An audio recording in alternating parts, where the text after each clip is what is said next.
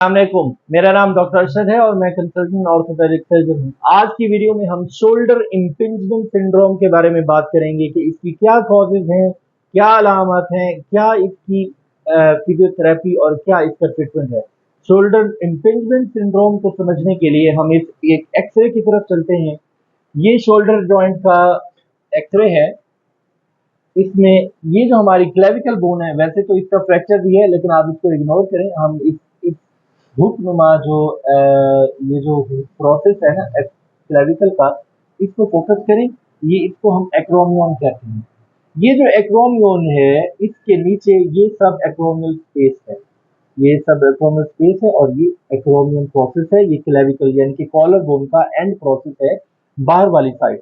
यानी collar bone का बाहर वाली साइड पर जो एंड प्रोसेस है, जहां पर ये एंड खत्म होता है, उसको हम एक्रोमियन कहते हैं। ये हुक्नुमा शेप होती है। इसके नीचे सब एक्रोमियल स्पेस होती है, जिसके अंदर हमारे रोटेटर कफ के जो मसल्स हैं, यानी कि super supinator, इंफर supinator, teres minor, subscapularis और लोंगेरो बाइसेप्स, ये इस स्पेस के अंदर पड़े हैं।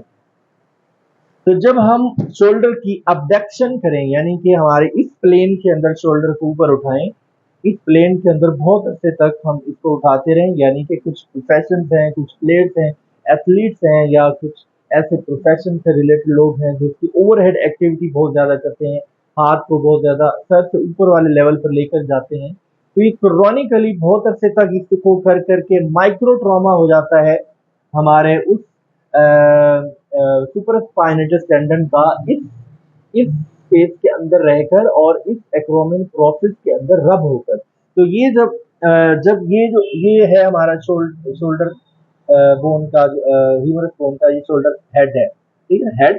और ये ह्यूमरस बोन, जब ये बोन ऐसे ऊपर को उठती है, तो ये इस स्पेस के अंदर जो टेंडन है, वो इस एक्रोमियल प्रोसेस के नीचे रब होते हैं, इरिटेट होते हैं, और उसके बाद उनकी इन्फ्लेमेशन हो जाती है। तो क्रोनिकली बहुत अरसे तक अगर ये प्रोसेस जारी रहे, ये ओवरहेड अबडक्शन का प्रोसेस बहुत ज़्यादा चलता रहे, जैसे कि एथलीट्स में हो सकता है, कुछ प्रोफेशन हैं जिनके अंदर ओवरहेड एक्टिविटी बहुत ज़्यादा होती है, उनमें हो सकता है। अगर ये बहुत क्रोनिकली ये प्रोसेस चलता रहे, तो माइक्रो ट्रॉमा हो जाता है। वो माइक्रो ट्रॉमा कलेक्ट होके कलेक्टिवली यहाँ पर इन्फ्लेमेशन की शक्ल इख्तियार कर लेता है, और हमारा सुपर स्पाइनस का जो टेंडन है, वो इरिटेट हो जाता है, इन्फ्लेम्ड हो जाता है, और उसकी वजह से शोल्डर में पेन होता है। खास तौर पर जब हम इस प्लेन के अंदर शोल्डर को मूव करें, अबडक्शन करें, तो 60 टू 120 डिग्री के प्लेन के अंदर इसको पेन होता है। तो ये जो 60 टू 120 डिग्री का प्लेन के अंदर के जो पेन है, इसे हम पेनफुल आर्क सिंड्रोम भी कहते हैं। और इसकी जो मोस्ट कॉमन जो वजह है, वो शोल्डर इम्पिंजमेंट है। अब हम शोल्डर इम्पिंजमेंट को डायग्नोज कैसे करते हैं क्लिनिकली? एक तो अलामत यही आ गई कि जब हम 60 टू 120 डिग्री या इस शोल्डर की अबडक्शन या ओवरहेड अबडक्शन करते हैं, उसमें पेन होता है। इसके अलावा क्लिनिकली दो ऐसे टेस्ट हैं जिनसे हम शोल्डर एब्डक्शन को शोल्डर इम्पिंजमेंट को डायग्नोज करते हैं, और ये टेस्ट पेशेंट खुद या उसके अटेंडेंट खुद घर पर भी कर सकते हैं। आए इसको हम डेमोन्स्ट्रेट करते हैं। शोल्डर इम्पिंजमेंट के लिए जो टेस्ट परफॉर्म किया जाता है, उसे हम हॉकिंस कैनेडी टेस्ट कहते हैं। हॉकिंस कैनेडी टेस्ट परफॉर्म करने के लिए पेशेंट कंफर्टेबली काउच पे बैठा हो, हम जो राइट अफेक्टेड हैंड है जिसको हम टेस्ट करना चाह रहे हैं, अफेक्टेड आर्म, उसको उठाएंगे और अपोजिट शोल्डर की टिप पर लगाएंगे। अपोजिट शोल्डर की टिप पर हमने इसको लगाया, और एक हाथ हम यहाँ रखेंगे और दूसरे हाथ से हम इसको ऐसे ऊपर नीचे ये रोटेट कर, बेसिकली ये इंटरनल रोटेशन हो रही है शोल्डर की। तो इस प्लेन के अंदर जब हम इस तरीके से इस पोजीशन के अंदर हम मूवमेंट देते हैं, तो पेशेंट को यहाँ पर पेन, इस पेन को डायग्नोज करने के लिए ये हॉकिंस कैनेडी टेस्ट किया जाता है, और ये शोल्डर इम्पिंजमेंट का मोस्ट कॉमन टेस्ट। इसके बाद जो दूसरा टेस्ट है, उसे हम मिरर टेस्ट कहते हैं। उसको परफॉर्म करने के लिए हम ये एल्बो को बिल्कुल सीधा रखते हैं, यानी कि एक्सटेंडेड पोजीशन में रखते हैं, और इसको ऐसे करें।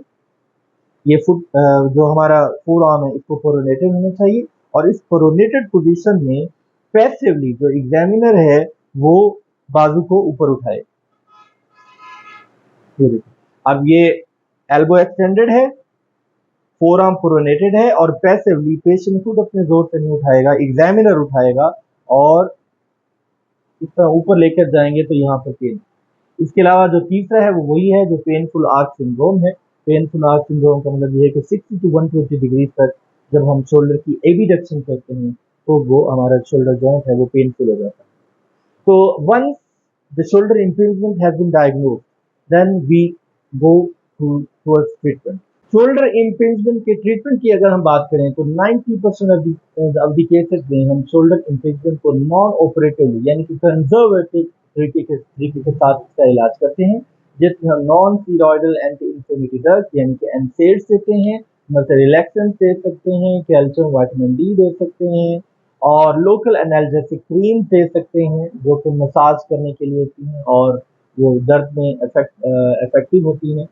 इसके अलावा हम इसकी जो प्रॉपर फिजियोथेरेपी है वो हम करवाते हैं, मसल की स्ट्रेंथनिंग एक्सरसाइजेस कराते हैं, मसल की स्ट्रेचिंग एक्सरसाइजेस कराते हैं और जो प्रॉपर रेंज ऑफ मोशन जो है शोल्डर की वो हम गेन करते हैं ताकि शोल्डर दर्द की वजह से फ्री ना हो, क्योंकि अक्सर लोग जब पेशेंट को पेन होता है रेंज ऑफ मोशन में तो उसको मूव नहीं करते, उस मूव ना करने की वजह से शोल्डर इमोबाइल हो जाता है और इमोबिलाइजेशन की वजह से शोल्डर फ्रोजन हो जाता है। तो इसकी जो रेंज ऑफ मोशन जो एक्सरसाइजेज हैं वो बहुत ज़रूरी हैं, स्ट्रेचिंग और स्ट्रेंथनिंग एक्सरसाइजेज हैं वो बहुत ज़रूरी हैं, बल्कि वो core of the non operative treatment है। नॉन ऑपरेटिव ट्रीटमेंट का जो मेन पिलर है वो हमारा फिजियोथेरेपी है, शोल्डर इंगेजमेंट को केयर करने के लिए।